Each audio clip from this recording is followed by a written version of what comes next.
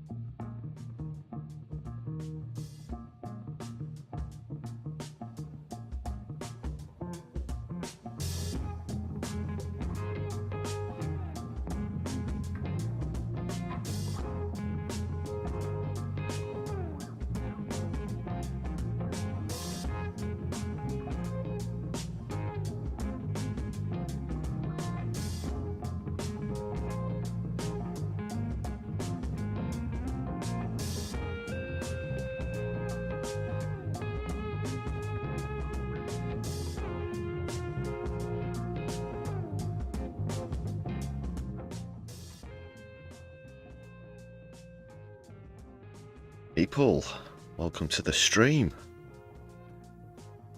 Kicking off another week with the Brews at 10 on my left eye. I'm your host Lefty, you're all very welcome here tonight. How are you all brewing, people?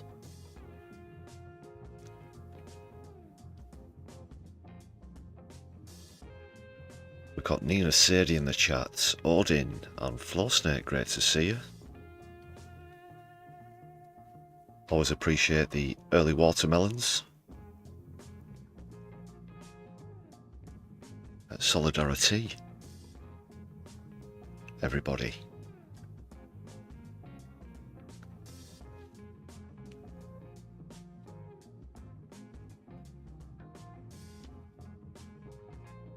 Hope you had a good weekend, hope you enjoyed yesterday's stream.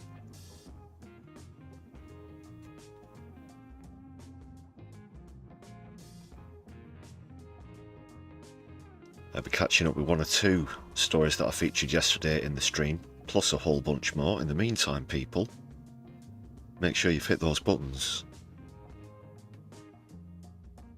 Thumbs up, please, and if you could share us around your social media as well, that would be awesome.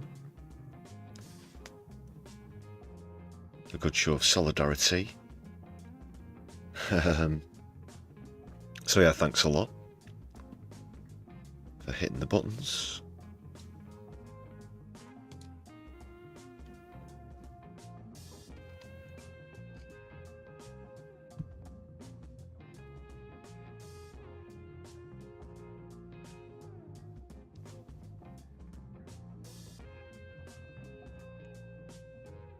We've got Morbius and Andy Carter joining us in the chat. Hope you're both very well. Solidarity.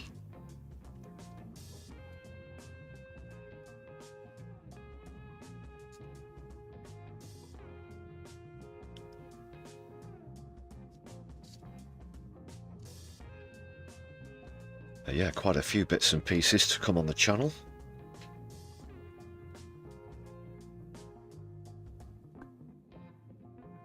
You saw Rick's latest television victim at the start of the stream there, from El Salvador,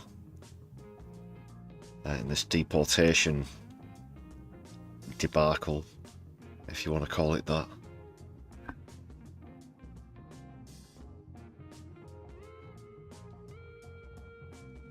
that's one of the subjects that my left eye will be taking a look at tonight. The bin workers in Birmingham have rejected an offer. That's another story I'm going to be looking at. And Andy, it appears we're not firing blanks anymore.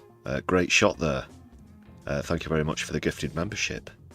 And eggy bread. Eggy bread. I hope you enjoy the perks if you're watching.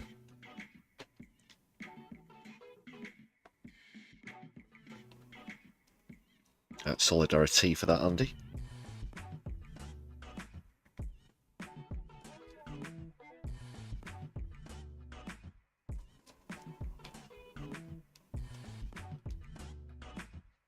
I guess I moaned about it enough on the live streams for it to start working again. I've literally adjusted nothing. And there you go. Thank you very much again for that, Andy.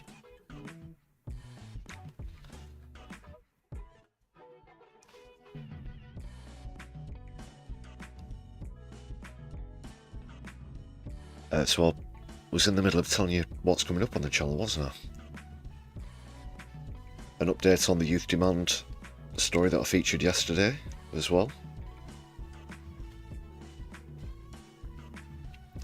Rishi Sunak's former advisor when he was Prime Minister has been embroiled in a betting scandal as well. Quite a few stories. Apologies, I can only fit 2 or 3 in the title of the streams usually.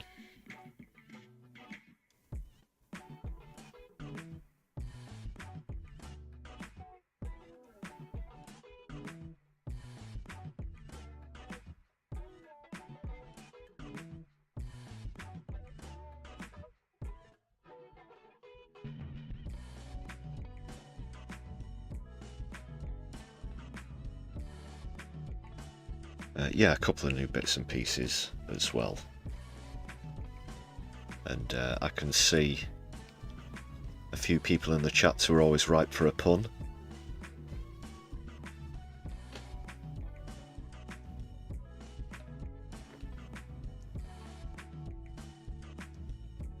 So we'll be looking at what's on offer in Volume 2 of the Brews at 10 the album. That's right, people. If you like a tea-related pun, then it's the interactive feature for you. Tea-based puns are always welcome on the channel, if you've not caught the hint yet. We're not all just deliberately mispronouncing or misspelling words, it's part of a sort of running theme on the Brews at 10. Do feel free to join in.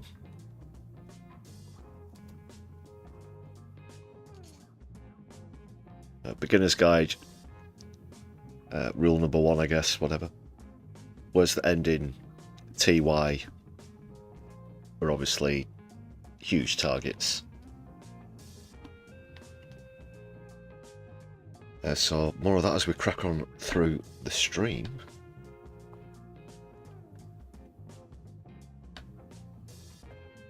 But it's round about this time in the evening where I like to give a customary thank you to all of the members on the channel. And we've just added one more to this list, Eggy Bread. Your name will be duly added at the end of the stream. I always thank members at the end of all content as well.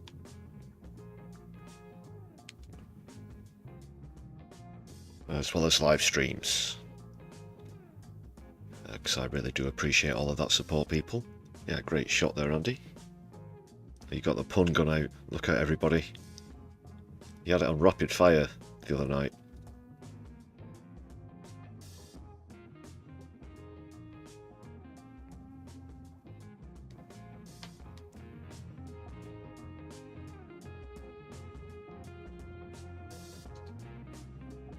We'll like a few laughs as we sift through the dystopian goings-on around the world here on My Left Eye. This is a serious channel, all about politics and society from a left-wing perspective, of course.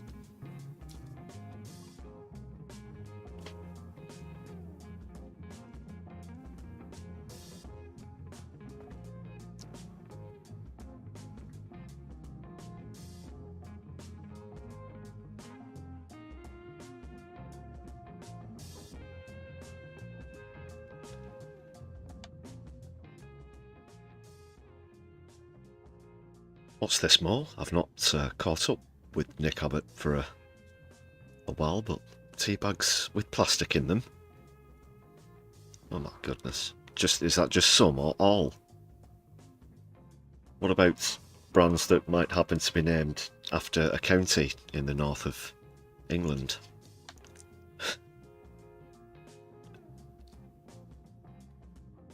Get back to us with that if you could, please, Mo.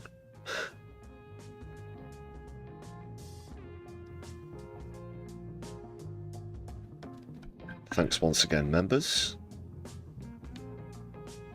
Let's get you people up in the chat.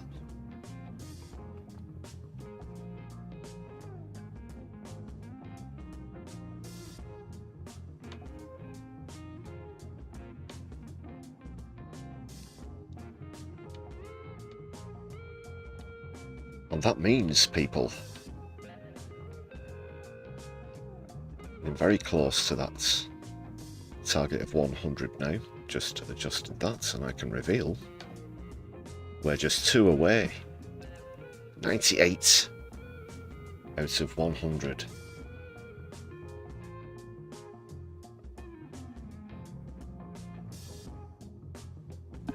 For those of you who were counting when I thanked the members just now. So yes, 98. Appreciate all that support.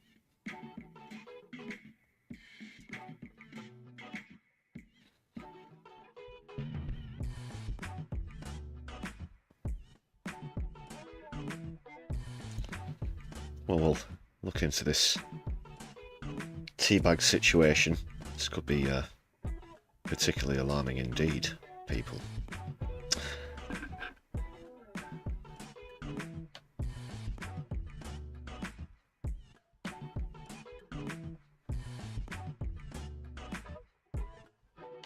Just deciding which order to do things in. And we've got a couple of shots there. Have they gone through? Oh, gee. I mean, how can it... Like, literally, come on. Oh, if they've not gone through, then there's no logic to it whatsoever, is there? There's no point in wasting any mental energy on it. Andy Carter literally just gifted verified a moment ago, and now another generous gift not gone through, and Nina Sadie as well. But thank you very much for the attempts. Who knows? There have been some funny happenings with it lately, so maybe they might go through later. I have done streams recently where 100% of them look like they've been rejected, but then the number of members has increased the day after. But that just might be down to people choosing to join or renew after they've skipped a month, or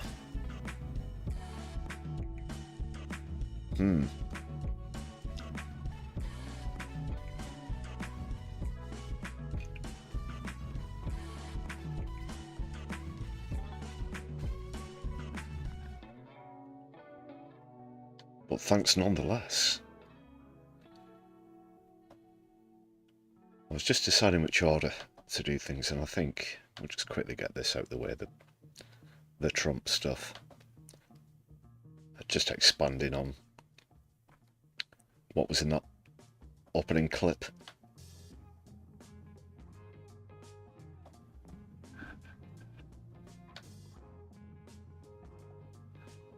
So, you know, Trump deported a lot of Venezuelans to El Salvador many of them illegally. Them having committed no crimes. But now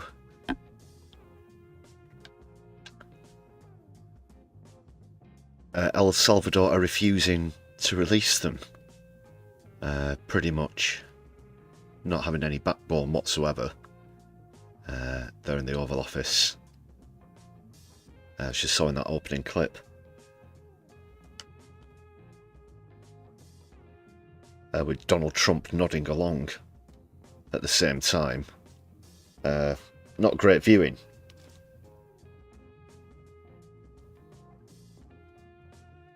And not a lot of backbone, as I said. So he's just letting Trump have his way, that's it. The prisoners' families are outraged, of course. And then after that, Trump faced a few questions from the press about deportations in general, so I'm going to start with a clip from that.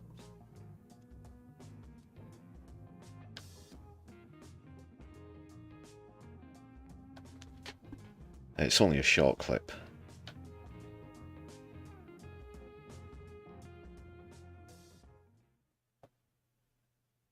But it's still enough to make you piss boil. You mentioned that you're open to deporting individuals that aren't foreign aliens but are criminals to El Salvador. Does that include potentially U.S. citizens, fully naturalized Americans? If they're criminals and if they hit people with baseball bats over their head that happen to be 90 years old, and if... Deport yourself. Deport yourself, Donald, if it's going to be criminals. Violent? What about inciting violence? What about insurrections? That kind of thing. January 6th, ring any bells? No? What about felons? What about actual felons?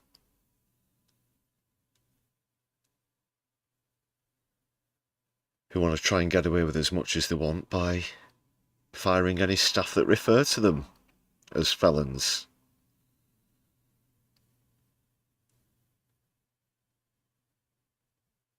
What a hypocrite, man. Rab Haggins, welcome to the chat. Thanks for joining us on the stream. If they rape 87-year-old women in Coney Island, Brooklyn, yeah, that includes them. What, do you think there's a special category of person? They're as bad as anybody that comes in. We have bad ones, too. And I'm all for it.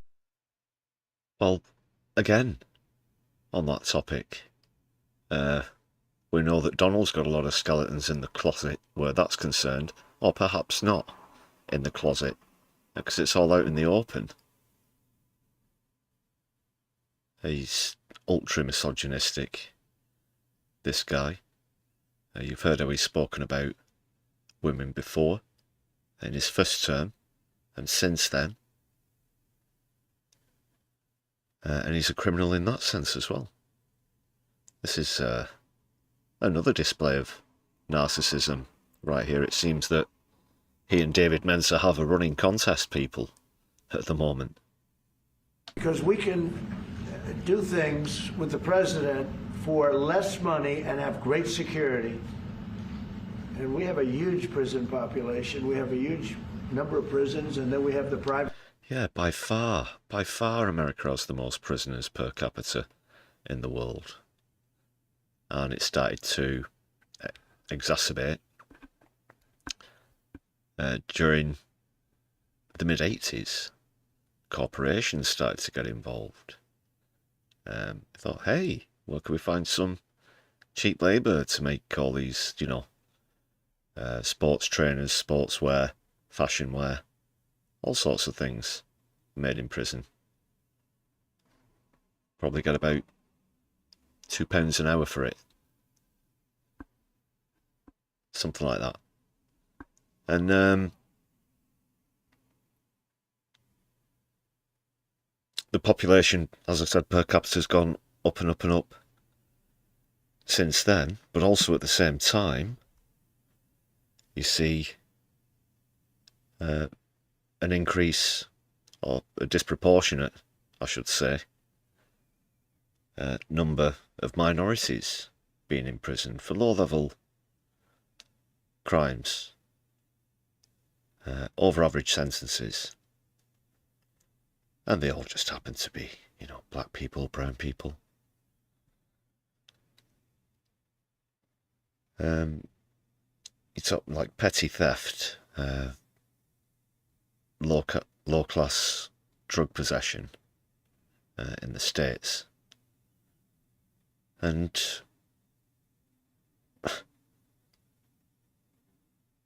so what's this is Trump's solution, is it? They're all off to El Salvador. Where else? How many other countries are going to get non-criminals, in several cases, dumped on the doorsteps? Here you go. We brought, like, these people haven't even been through due process. They've not been tried, convicted.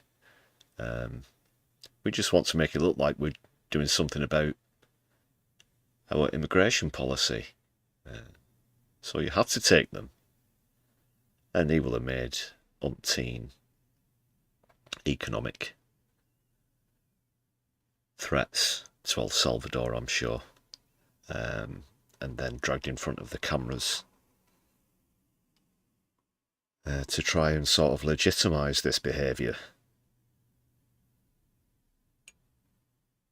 Just a reminder as well that US judge said that the deportations were illegal, and then at the time the planes were already in the air, and Trump and Vance turned around and said, well, too late. We're going to be hearing more from Vance coming up. I don't know if you heard, people, get the small violins out. Trump's going to be out of action for a little while. He's got a certain procedure that he's got to go through, so I'm sure that you'll all wish him a speedy recovery from his colonoscopy. That's not even a joke, that's true. So Vance is going to be stepping up for a while. Not sure exactly when. The colonoscopy of Donald J. Trump isn't something I really want to know all of the facts about.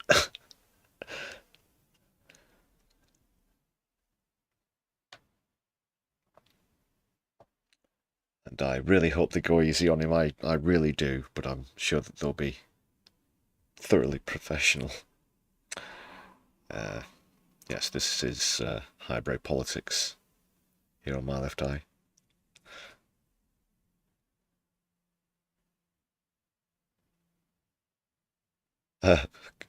Yeah, good question there, Andy. Can they give him a lobotomy at the same time? I think he's already had at least one. Could be the first person in the world to have required 2 lobotomies.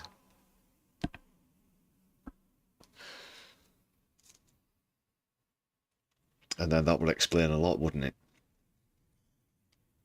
They'd send him for a lobotomy. It's like, it appears he's already had one. It's like, oh, that makes so much sense now.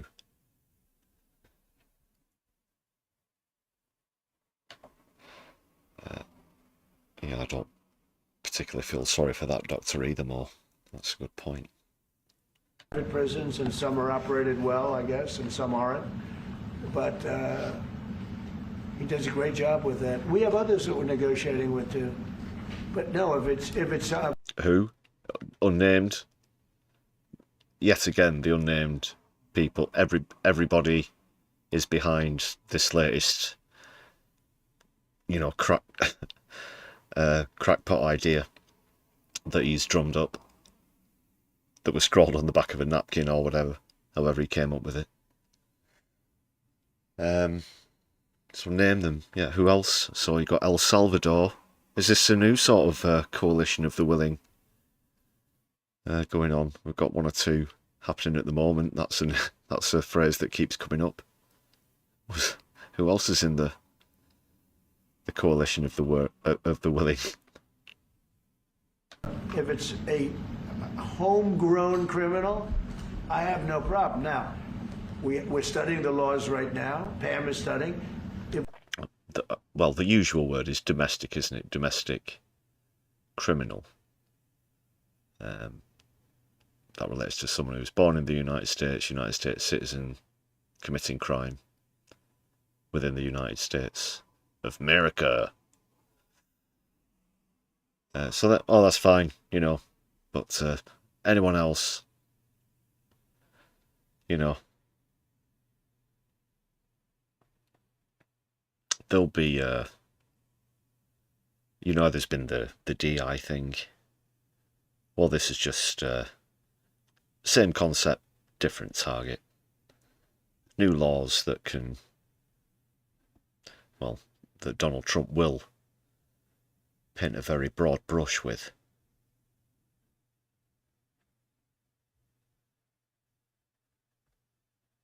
We can do that, that's good. And I'm talking about violent people. I'm talking about really bad people. Really bad people. Every bit as bad as... You're not talking about violent people, you're talking about violent... Did he just say violent people are good? Go back a few seconds. Bad people. Really bad people. Every bit as bad. That's good. And I'm talking about violent people. I'm talking about really bad people. Oh, he said I am talking about violent. Sorry. Really bad people. Every bit as bad as the ones coming in. And I made the statement when I heard about this a long time ago now, 4 years ago. When I heard that this guy was having open borders, I said every single criminal from all over the world is going to be dumped in. That term. He's all the time, open borders, as if there's nothing, you know, no checks, nothing at all. The term open borders gets thrown around like sweets at Halloween. And that's another bullshit. Von Knackerizer, ahoy, ahoy yourself. Thanks for joining us.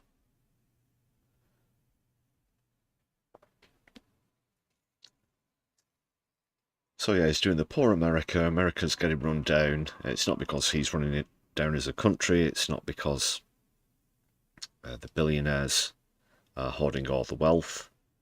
No, no. It's because of the invisible enemy that the right have to make up to try and scare you enough into lending them your vote to resolve a problem that isn't a problem.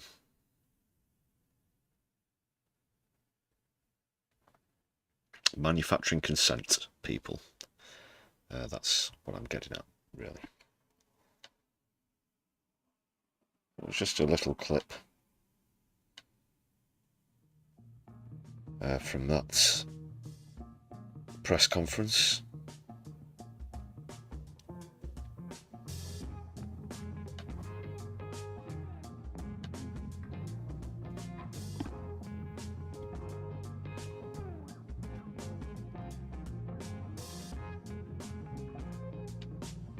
Just 2 seconds, people. I'm going to be right back.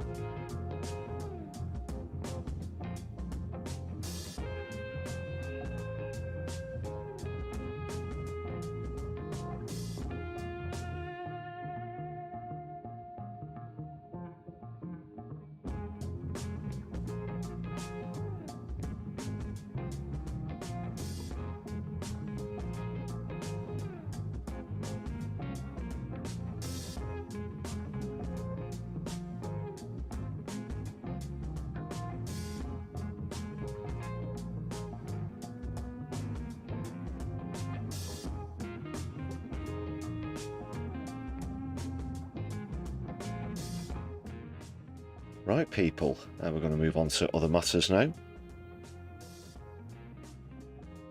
And I see we have a doctor in the house, Doc Davies. Welcome to the chat. Welcome to the stream. Solidarity.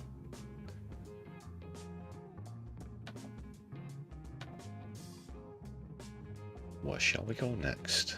I think we'll go here.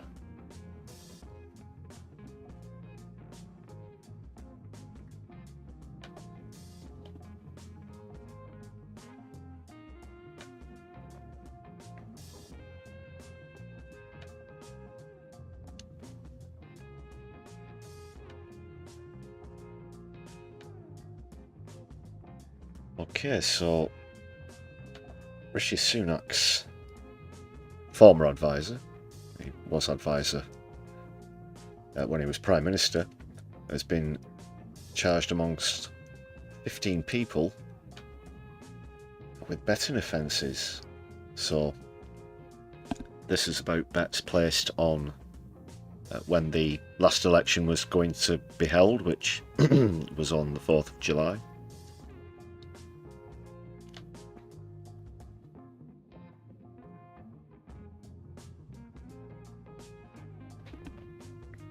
Now, of course, it's up to the Prime Minister to call an election, and it's supposed to be particularly hush-hush about when they're going to take place.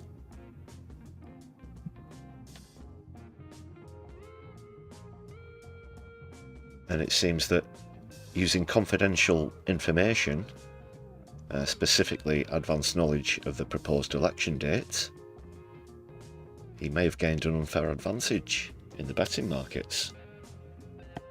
I don't know if any of you ever have a punt at election time.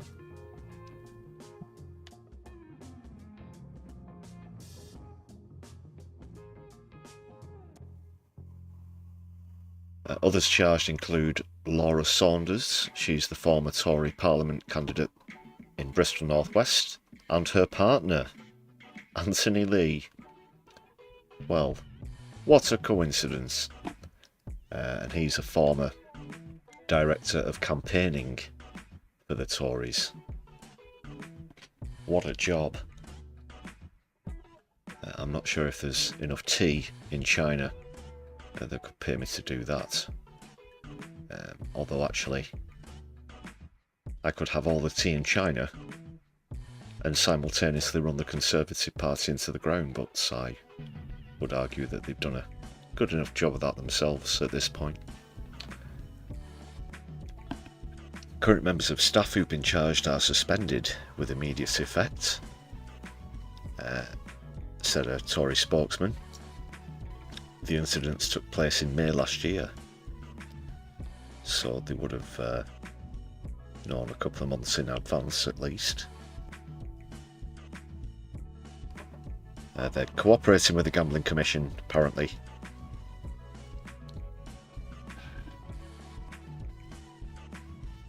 And that's just a list of the others that were charged. You've got 4 of them from London.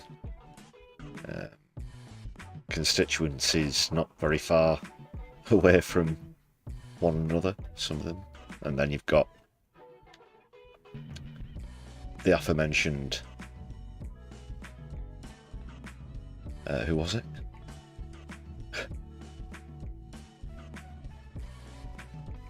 Laura Saunders and her partner, that was it. Laura Saunders and her partner. Yeah, there's something going on there, isn't there?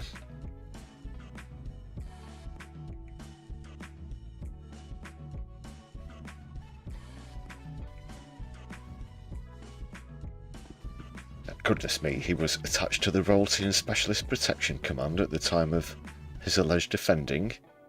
Well, what's Charlie going to think about this?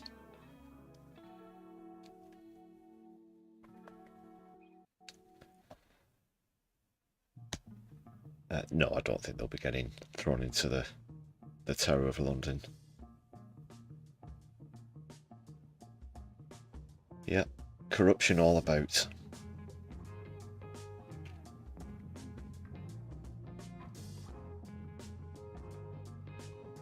They had a 14-year straight track record for that.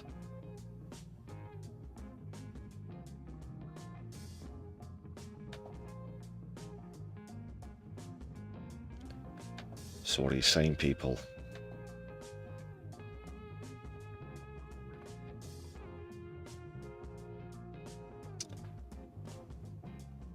So Andy, you had a punt on the last election. You can bet on all sorts of things. You can bet on individual seats. You can bet on turnout. You can bet on the date of it, obviously. Who's going to win it, what the result will be, you know, if a party will win, hung election, hung parliament, I should say. Majorities, goes on and on and on. Naughty, naughty, very naughty, yes, Doc Davies. Tisk tisk.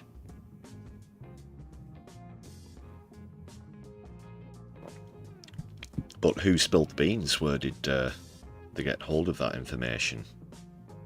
Was someone, you know, are we back to laptops getting left on underground tube trains?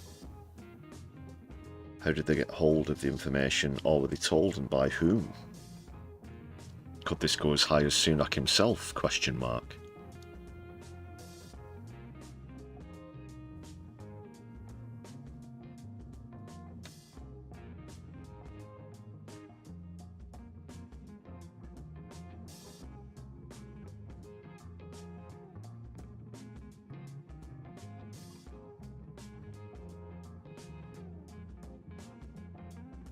And let's be honest, we're probably not talking about, you know, they didn't lay a fiver down on what they thought was going to happen.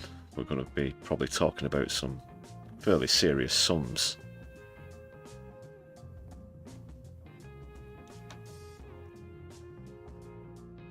You hear stories about this all the time in sport, though, as well. You know, insider gambling, this kind of thing. Players, and especially, you know, whatever sport you're in, it's generally a rule that you're not allowed to bet on that sport. And they've been found to do it because these days you've got all sorts of algorithms that can detect these outliers, these unusual betting patterns, abnormalities, glitches in the matrix.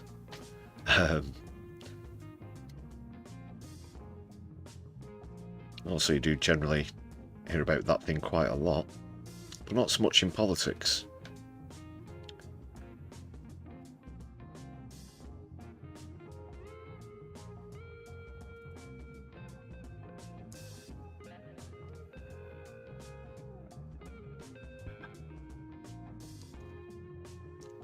Good point though, Rab, yeah. That's your white collar crime. There's no debate as to whether there's two-tier policing in this country, but it's not based on particular protest topics. It is simply a class thing. Slap on the wrist for so-called white-collar crime, and then for blue-collar workers, or the working class, as it were. Well, mentioned that during Trump's bit, didn't I? Of course.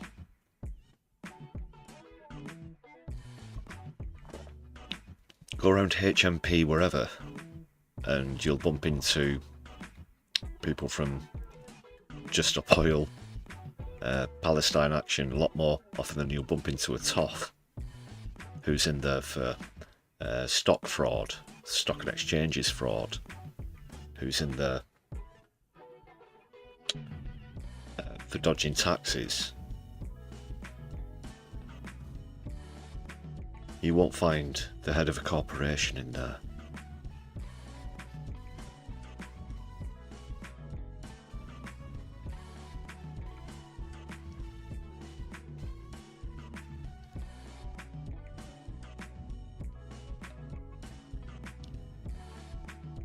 Floor snake, I believe. Now, if I'm remembering the story correctly, it was an FA Cup match, and the reserve goalkeeper for one of the lower sides, who were on television that night, I think they were playing either a Premier League side or one of the other top divisions, way above them. And I think they were, you know, it was a case of one of the underdogs doing particularly well in that round of the FA Cup. And yeah, was seen in the reserve dugout scoffing, and I do mean in literally 3 or 4 bites, a pie of some description. And then they got, I think he got suspended by the club. There was a big furore about it, and it's the most furore, you know. We're not too far away from Wigan, where my left eye comes to you from, or the Brews at 10 does at least. And even if we went down there, you wouldn't see anyone scoff a pie that quickly. Or perhaps there might be a bit of a challenge. I can't remember the team, but I'm pretty sure there was something like that. A few years ago now. I can still picture it. I think I might have read it in the Metro, you know, the one that you get on buses and trains, the free one that you might have a skim through. It's not the best paper, but that picture. And then later on, I think I saw a clip on the news or something, if that's the one. I'm gonna have to... Alright, give me 2 seconds. Out of curiosity, I'm just gonna quickly look that up.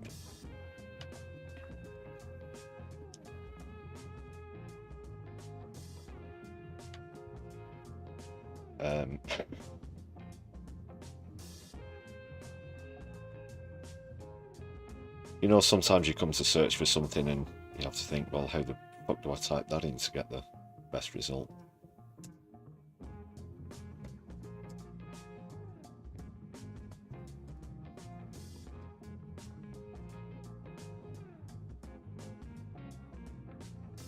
Let's see if I got a hit. And I did. I went for goalkeeper pie FA Cup.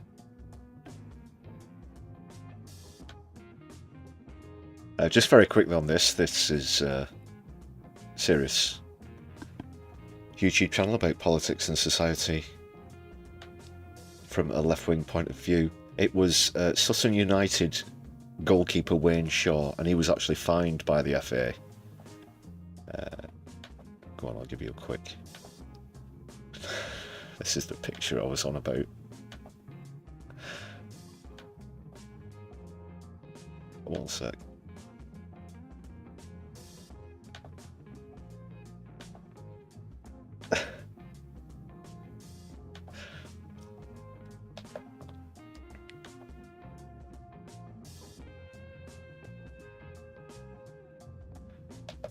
Is that, you know, I don't know if there was anything to do with him doing that for a bet or something, or if that's a regular thing.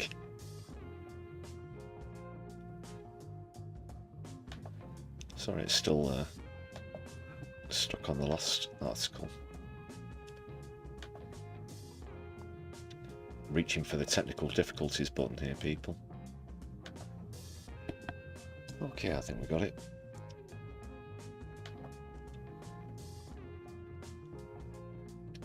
Here he is.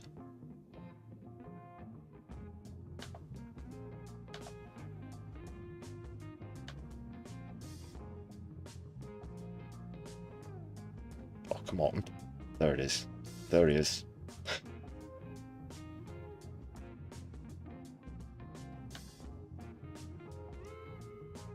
He was fined £375 and banned for 2 months. For breaching betting rules. Yeah, that was it. 8-to-1 odds that he would eat a pie on camera.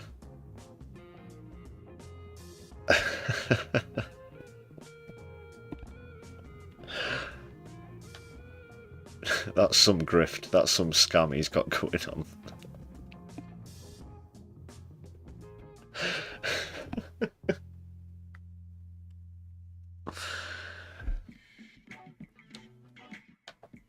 And he thought he'd get away with it as well.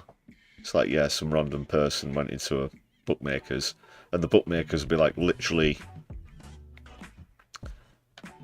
the closest one to the ground or their training ground.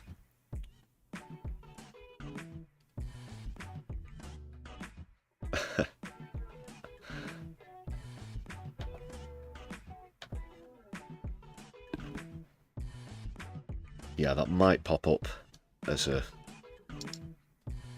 bit of an abnormality.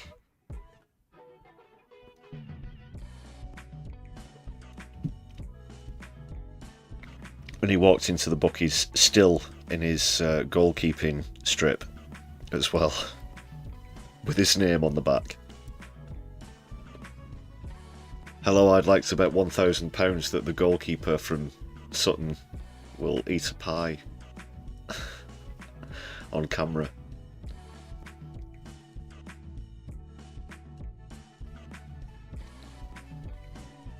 Andy Carter, that is a thoroughly excellent recommendation. Yeah, I do suggest everyone double check you've hit that thumbs up on the stream.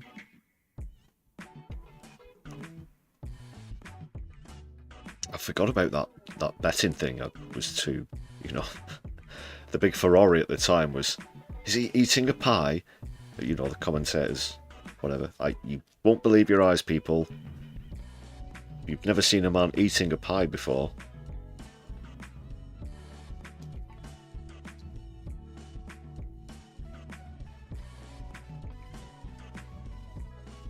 But, you know,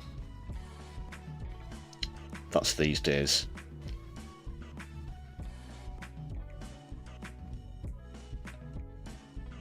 Back in the black and white days, I guess they'd probably, you know, have a fag and a bottle of Newcastle brown ale at half time. Maybe one or two of them still do now. Who knows? No, they probably don't these days. Right, politics, people.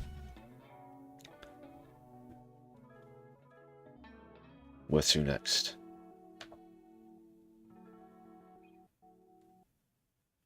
Yeah, just a quick update here. There's not too much to say about the bin workers' strike in Birmingham, other than that they have rejected an offer. I guess the main parts to it were it was by an overwhelming amount of those who voted at 97%, and that was on a 60% turnout. The council was trying to say it was fair, but obviously the unions disagree. I've got to say, I'm slightly disappointed at that turnout though. This is Unite. This story has been in the headlines for over a week now, well over a week. There's over 17,000 tonnes of rubbish, I think it is, piles up in the streets of the Midlands. You can see some pictures there, and they recently drafted the army in for logistical reasons. I don't know if they can provide any vehicles for that or whatever, but they have said that it won't be soldiers manning, you know, the rubbish trucks, the bin wagons, whatever you want to call them.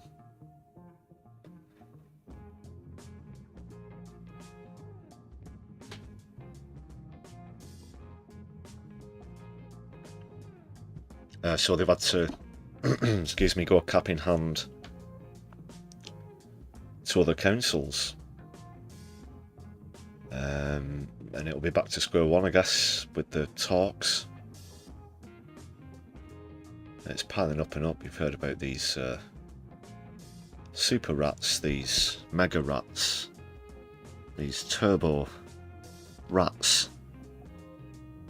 Some reports say that they can fire lasers from their eyes, leap about 500 foot, and a new breed, they're evolving so quickly that some of them can read your thoughts, but they're unconfirmed reports and may have just been made up for a cheap laugh on a YouTube stream.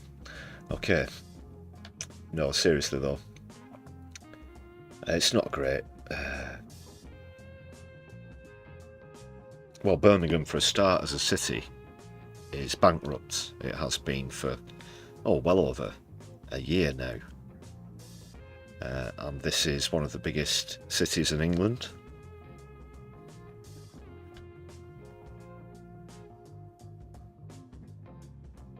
And still, Jess Phillips, markedly silent. She's a Birmingham MP. You'd think she'd be all over this.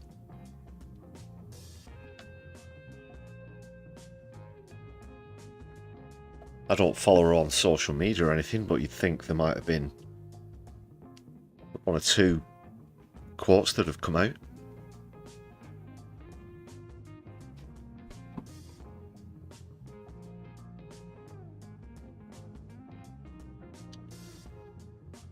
That is a good point. They might have actually sent in the army just to deal with those super rats.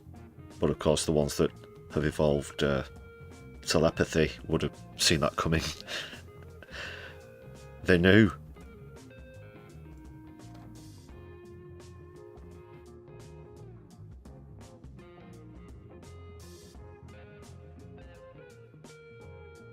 No, that's bad though, and obviously there's a massive environmental risk that comes with this, and a public health risk. I'll tell you, I don't know if it's in this article.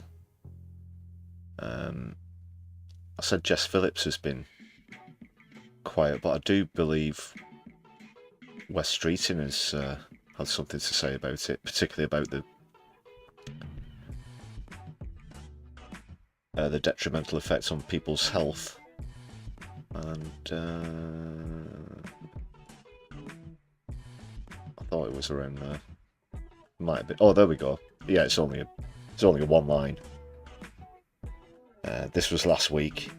He said he was very concerned by the public health situation, so that's a problem solved then. Wesley recently done a video about his constituency in Ilford North. Looks like he's going to be getting booted out by the Greens, by an independent, Leon Mohammed.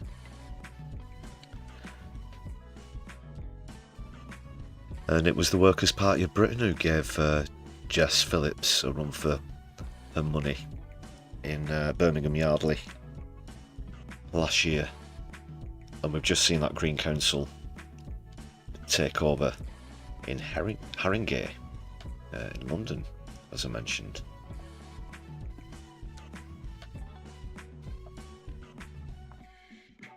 That was a topic I did want to go into, actually. I wasn't sure whether to put it up in a poll on one of the streams or not. As we get closer to the local elections, I'm of course going to be bringing you content about the locals. In fact, I think it was local election time around about when I first started to do videos on the channel. And yeah, so this time around, I want to know your thoughts about, well, a few things are for certain. The Tories are down in the mire. They're staying there. They're pretty much polling around the same, or perhaps marginally worse than they were when they got booted out. But who's going to reap the benefits of Labour's losses the most? I've seen quite a few interesting discussions recently about who's going to seize this opportunity, who's going to seize the day. And there's been quite a lot of electioneering and politicking done already on a local level, I've seen. So the fight, fundamentally, seems to be, from what we've seen recently as well, between Reform and the Green Party. There has been talk about the Greens' ability to connect with the public lately. However, they're trying to use Reform's apparent insurgency as a campaigning tool themselves. In the sense that obviously people have had enough of the three flavours of Tory. The three traditional ones, that is, Lib Dem, Labour, and now, obviously, the Tories themselves. But Reform, of course, are mostly made up of Tories. Yes, the far-right Tories, the more extreme Tories, but Tories nonetheless. So the Greens have had a job trying to convince people not to still vote for more of the same. I'm really hoping that the Greens can gain a lot of councils. And we've seen that happening in by-elections and such recently. But what do you think, people? Will it be the Greens or will it be Reform who manage to gain the most councils?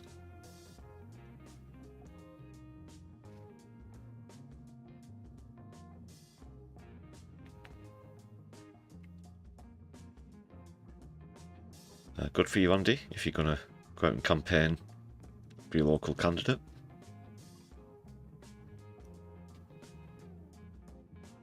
I urge people to vote for my Green candidate at the last election, although the candidate in my constituency was actually a friend of mine, so... but to be honest, I still would have probably voted Green, even if that had not been the case.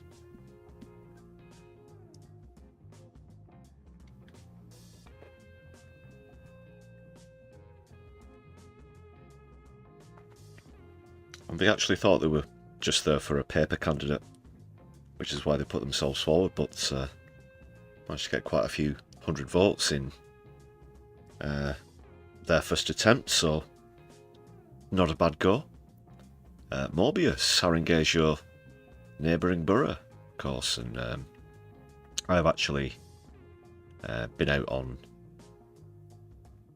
protesting demos with people in Haringey before. They've got a great community there, as I know, so yeah, Solidari-Tea with that part of London.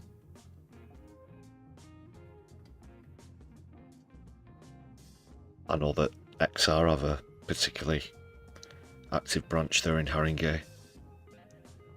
Yeah. And it's not too far off, people, just a matter of weeks now. Make sure you've registered, make sure you get out there and support your local socialist, independent or grassroots party candidate. There might be a trade union socialist coalition or the Green Party. But just keep it on the left, people. Whichever name you've got on your ballot, and you'll, believe me, you'll be spoiled if you've got two to choose from. A lot of people won't even have one.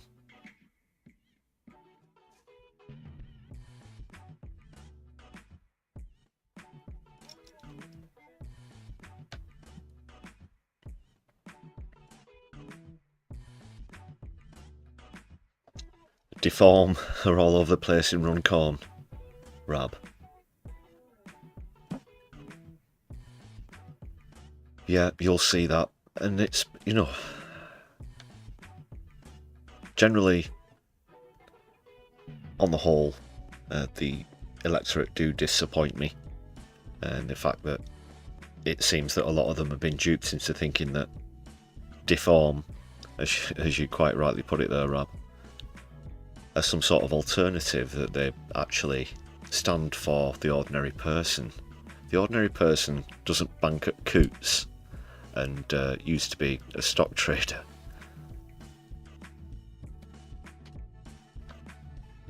You know, such as the likes of this piece of human excrement that you can see on your screens right now.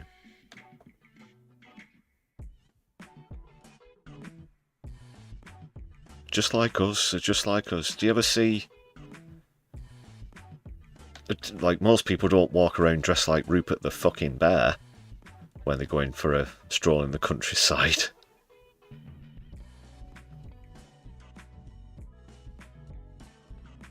But they've fallen for it. They've fallen for it. And I, for one, have spent all my life living under right-wing governments, neoliberal governments.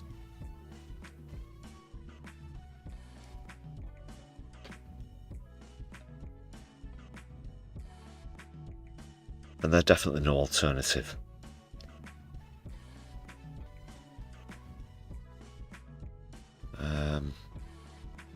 Well, yeah, you've heard about what I'm hoping for, but what are my genuine thoughts, my genuine early predictions? I'm optimistic about how the Greens might do. We're talking at a local level now.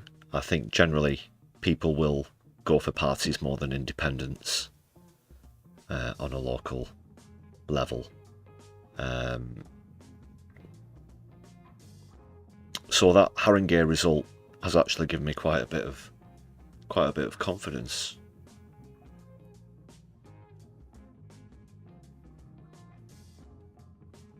It'll be interesting to see the actual patterns. Obviously, that's Haringey. That is a London seat. Apart from the odd area, obviously very traditionally socialist in terms of their voting, which is a great positive. And it seems that in the case of Haringey, they've got their head screwed on and not just gone, oh, let's go and vote for reform then. Yeah, that Farage, he knows what he's talking about. You know, crossing the box. And then bang goes the country. So I think the Greens could actually... We've seen it before, where the Greens have made the most gains. It wouldn't be unprecedented. Yeah, there's a supposed new, I say hot shot in the political sense of obviously no admiration for them myself. But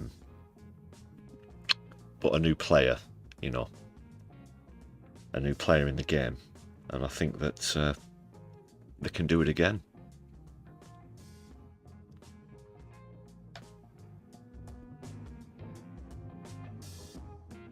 Let's get out there and do this, people. You know. We're lucky that we live in a country where we can at least vote. We'll debate the efficacy of the system that we have here in the UK and whatnot. That's another topic. Well, yeah, socialists got to stick together. And if you've got that one left-wing candidate in your ward, then get out there and vote for them.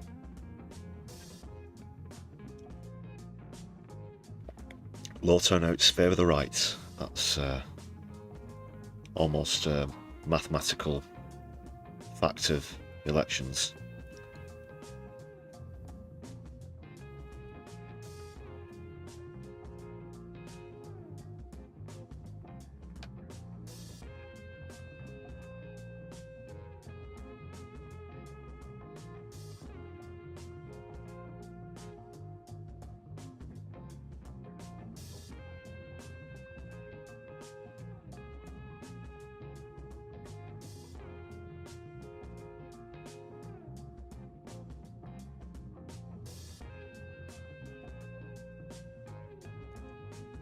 So, sticking with UK politics now, something a little more uplifting, a bit of good news. Just bring you this one, nice and tidy.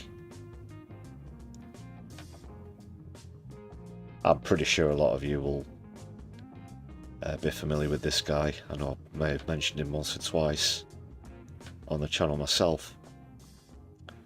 He was a campaigner against Britain leaving the EU. Steve Bray, you might remember, spent hundreds of days outside of Parliament with a megaphone. New legislation, anti-protest legislation, was brought in during the Tories' tenure, which was widely known as the Steve Bray Act. But he's been cleared. He's been cleared. And whatever your views on as being in the EU or not, you have to say he's a persistent campaigner. I've actually been out and joined him on a demo for a bit in Manchester when he came up once, and I've seen him a few times in London. He did once stand for the Lib Dems in an election, but I don't know, I guess we can forgive him for that because he pissed off so many members of Parliament to the extent that they passed legislation specifically against him, but it's now been used in broader senses, including with environmental protest. So Steve, who's 56, faced trial over the incident on Parliament Square, which took place before then Prime Minister Rishi Sunak was questioned by MPs in the House of Commons on the 20th of March last year. Now, during the before we actually left the EU, while all of the furore was going on for years, there wasn't a time that you could put on the news, and if it cut across to Parliament, to Westminster, Bray was there, and he deliberately followed the news crews and stuff and waited for them to go live, and he was screaming through not a megaphone, an electronic one, but like just an old-fashioned metal cone, basically, as well as having a pull-along karaoke DJ PA system as well. So he blasts out his songs and does that, and yeah, so they went off crying and wrote some legislation against him, but Deputy District Judge Anthony Woodcock has found him not guilty of failing to follow a police order, and there's been lots of footage. He shares his escapades on his social media as well. Another time I met up with Steve Bray was at outside the Tory conference in Manchester once. Yeah, I might be bringing you footage of that in some of the members only stuff later as well.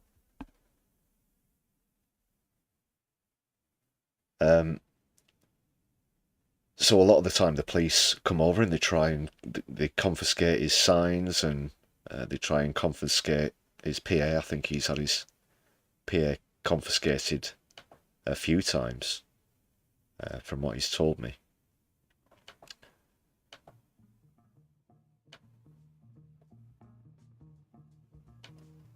But he's okay, and he's very persistent as well.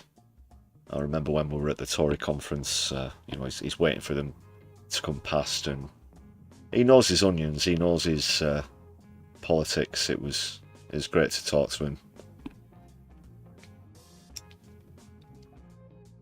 Again, whatever your views on us being in or out of the EU, I'm not going to go into that, just have to applaud that persistence as a fellow protester myself.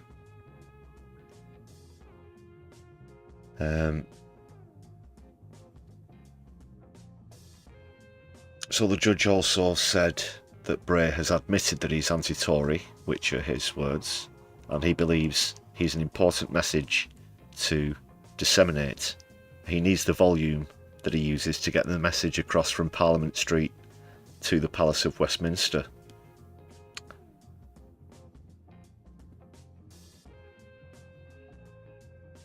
And he got thumbs up from the public gallery when he was given the verdict. I'm genuinely surprised. We've seen how protesters have been vindicated, particularly higher profile ones, the likes of the Whole Truth 5, the soup throwers Morgan and Marcus, who climbed up the QE2 bridge, people like Steve Bray as well.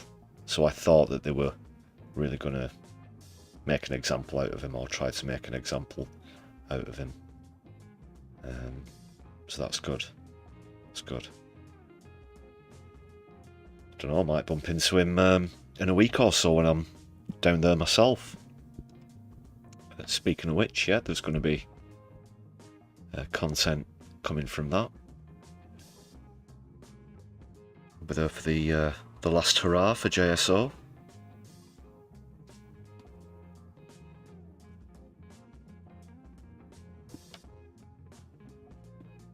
What do you think about Steve Bray, people?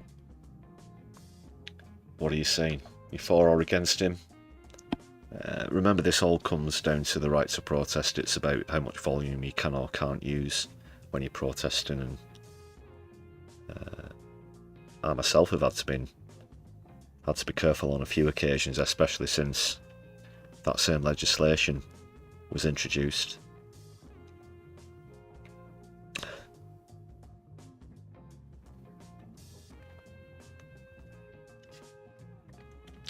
Yeah, Andy, you know, he's an okay enough guy. I don't agree with a lot of his politics. He's a liberal.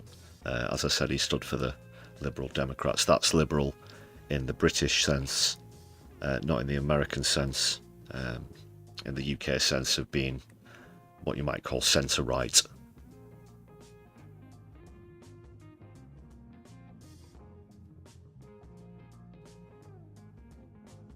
They'll put some more progressive sounding policies in the manifesto, but at the end of the day, the party will be made up of NIMBYs.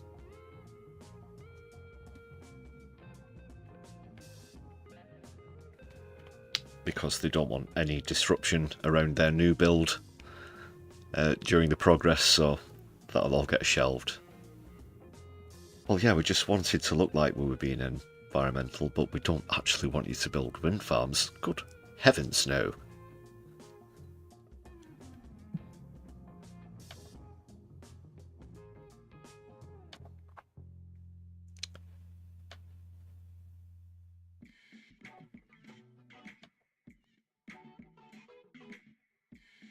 We apologise for the interruption of this broadcast while Lefty goes off on a tangent.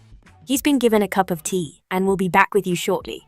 In the meantime, make sure you've hit the thumbs up button and left a comment down below. Thank you for your patience.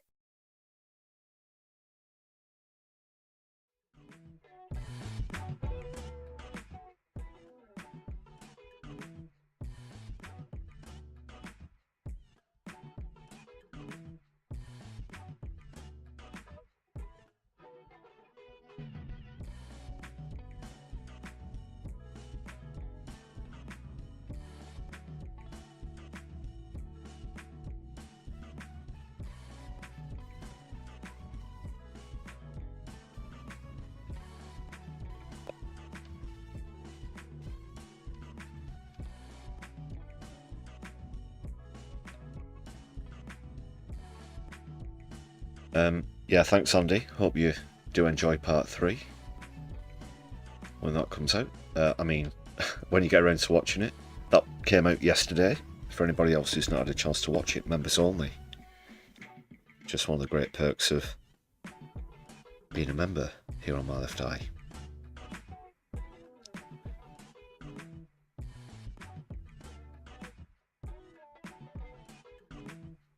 Just see where we're going to next. There is another UK story, just an update really, from something I brought up yesterday.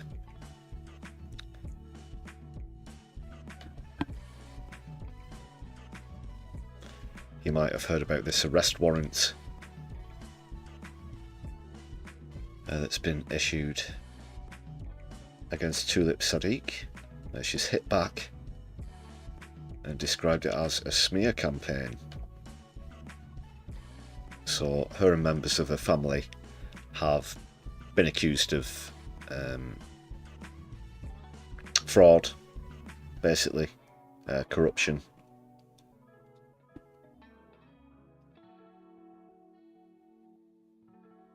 Along with 50 others, so she says it's just a politically motivated smear campaign. Trying to harass me. There's no evidence that I've done anything wrong, she says.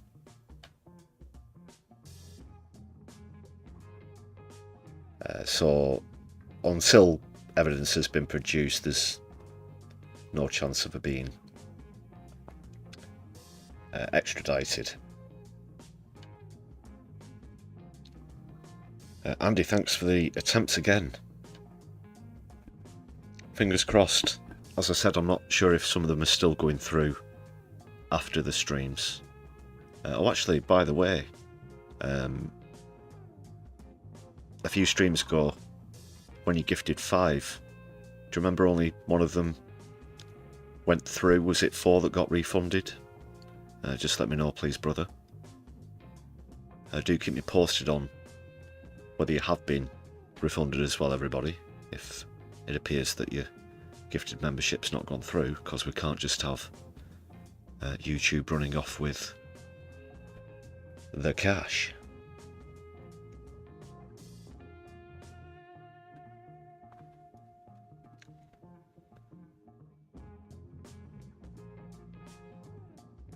Yeah, Flo, there's a members only playlist, so you can check them out in the... I should actually create you know, the MyJSO Journey playlist as well, separate, so they're all there. Thanks a lot though, please do catch up on those. Yeah, that gifted membership thing, it's starting to tick me off a bit now. We'd be over 100 on this stream alone. Okay, glad that you got your refunds, Andy.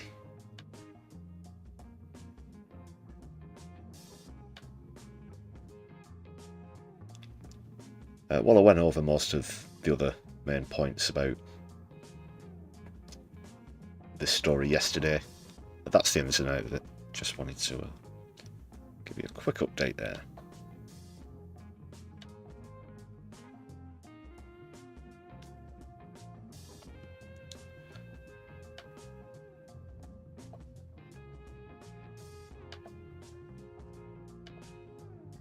There's still more to go into.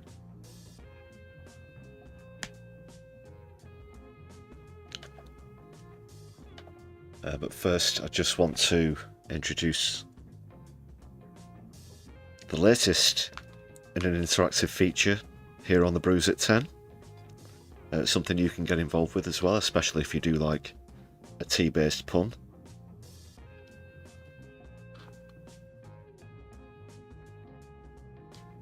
So Volume 2 of the Brews at 10, the album. It's out now, and I'd love to hear your recommendations for songs or artists with a bit of a tweak on them to give them that hot tasty beverage vibe. And I've included some examples that you've been kind enough to send me in Volume 2. Do keep them coming. Please do put them in the comments though, as well, if you do have access to the comments.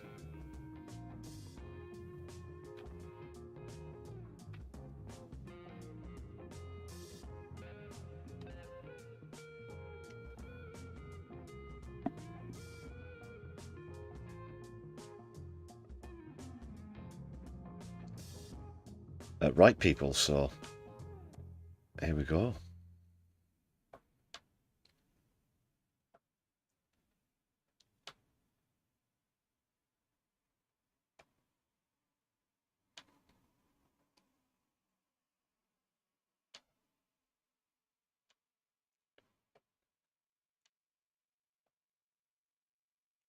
Eventually.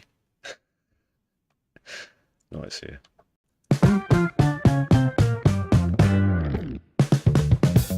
Do you like a hot tasty beverage with your music? Then my left eye has got a treat for your ears.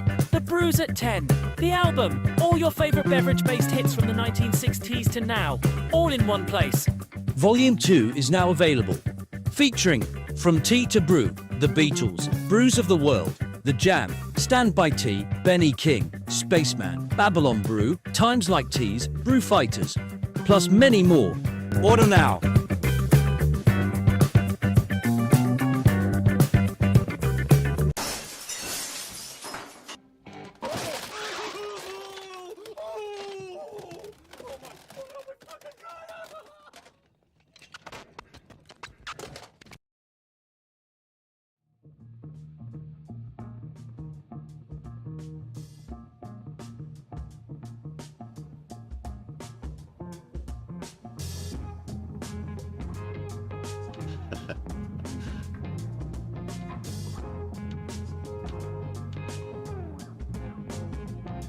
Yeah, thanks a lot for your contributions there, people. Volume 3 will be out next week.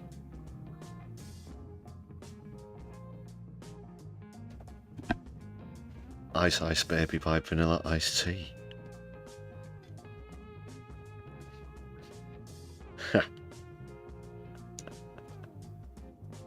That's a good one. It smells like tea spirit.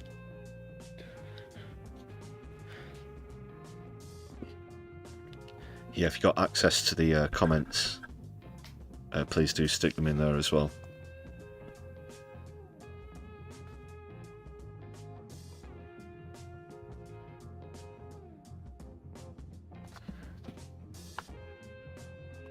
I'll try and pick them out if I get a chance to go back through part of the streams. Thanks again, people.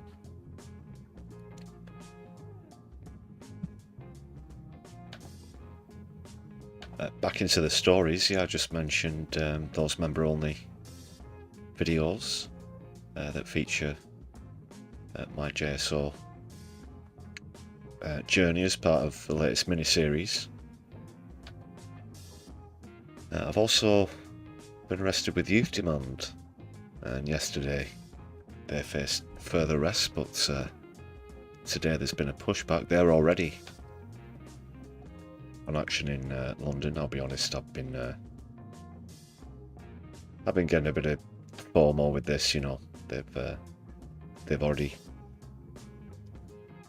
got an offer. I'm not going down there for another, well, nearly 2 weeks now.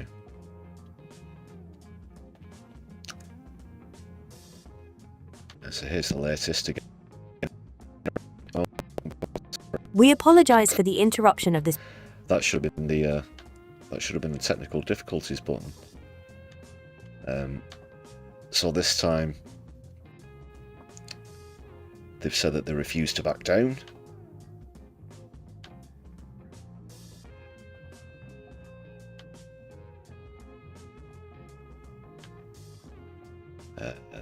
They've blocked roads at Elephant and Castle, Vauxhall Bridge, and these are all supports, protests I should say, supporting Palestine.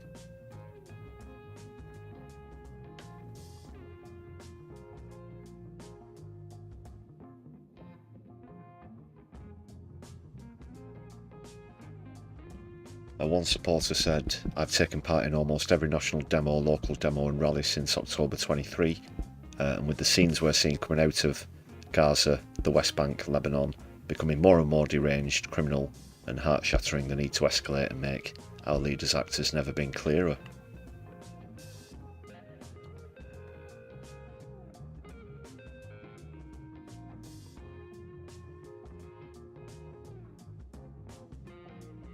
And she ends by saying, "I want my children to see what it looks like to do what's right before doing what's comfortable. I don't want them to live in a world where children around the world are burned in their baby grows day after day for a year and a half while we look on and shrug our shoulders. If it were my children, I would want mothers, anyone across the world, to do everything in their power to try and make it stop." Do check out that article from the Canary if you want to read the full quotes.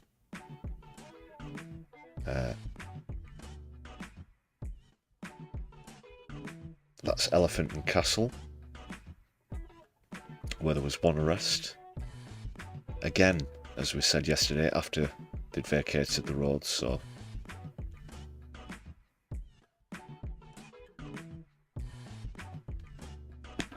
but you're now seeing a move away from, generally, for a roadblock, it's willful obstruction of the public highway. I've been arrested for that a few times myself.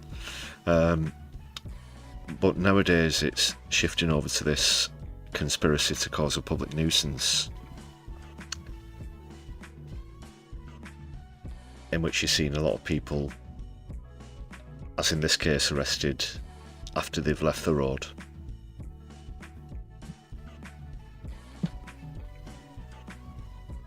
Under this draconian legislation.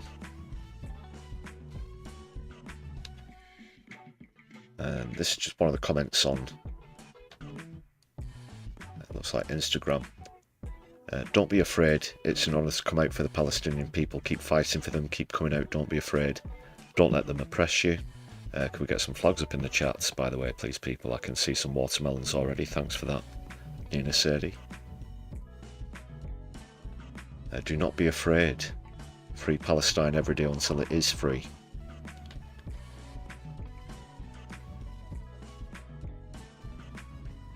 Yep, solidarity.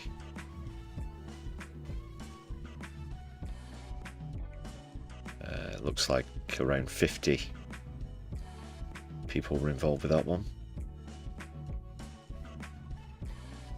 I just want to point out as well, although Youth Demand are an offshoot of JSO, Just Stop Oil's presence in London in a week or so's time will be somewhat different.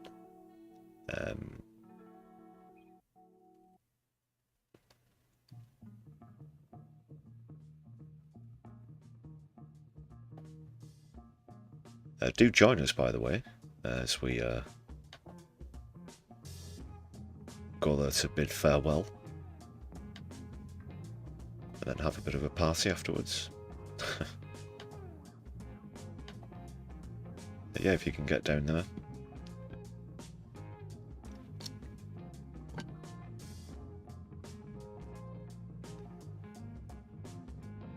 Just quickly on the subject of Palestine as well. Video that came out earlier today. If you didn't see that live stream segment from last week, David Mensa being grilled by Mark Austin, do give that a watch. I'm enjoying your comments so far as well. It's there's never a lot of love for Mensa. I don't really think I've ever seen many people, if any, even the trolls, come to his defence on the content that I've done that features him so far.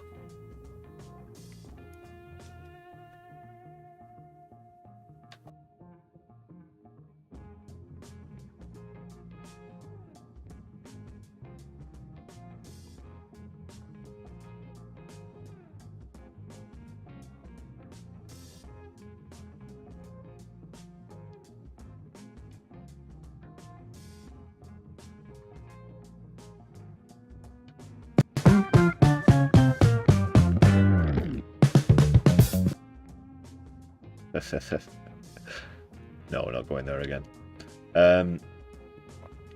Don't overplay the comedy bits too much.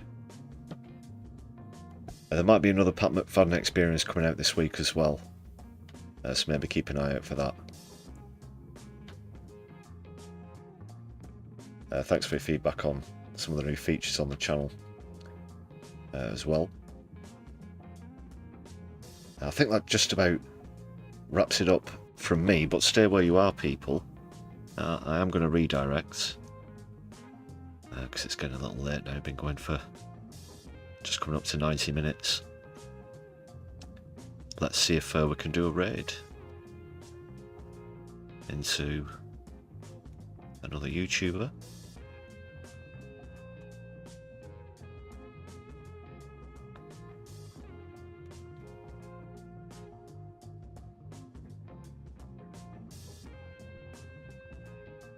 I can't see anyone who I'm subscribed to live. Again, if you know, as always, if you've got any last minute recommendations, do check them out.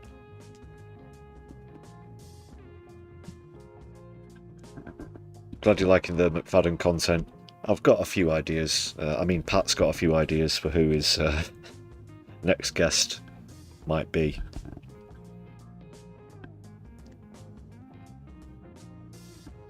No spoilers though. So yeah, throw any recommendations if you know anyone who's streaming right now, just as we wrap things up. And I say thank you once again to all the members on the channel. I'm just going to remove the pop-out chat. Don't worry, I can still see it if you're going to throw in any recommendations.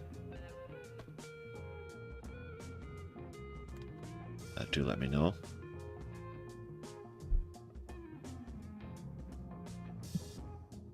Who knows, I could have some names to add to the members list tomorrow. Fingers crossed that those gifted memberships might go through a little later.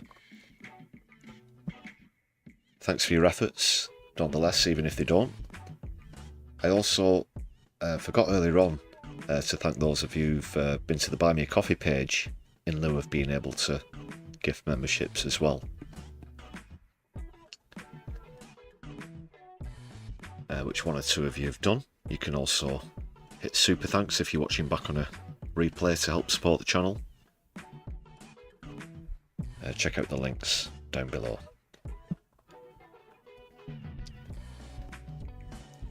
Genuinely appreciate all the support, and great to see the community growing as well, because that's what this is all about, people.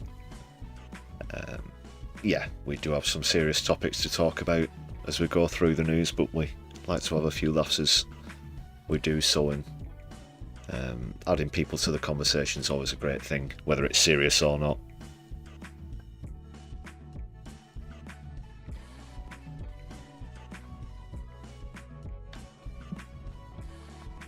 And it's you great people who help to sustain the channel as well, so thanks once again.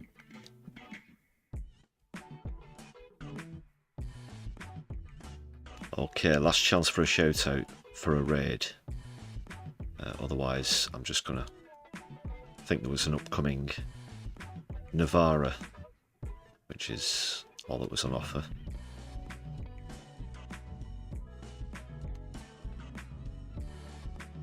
That's for tomorrow's Navara.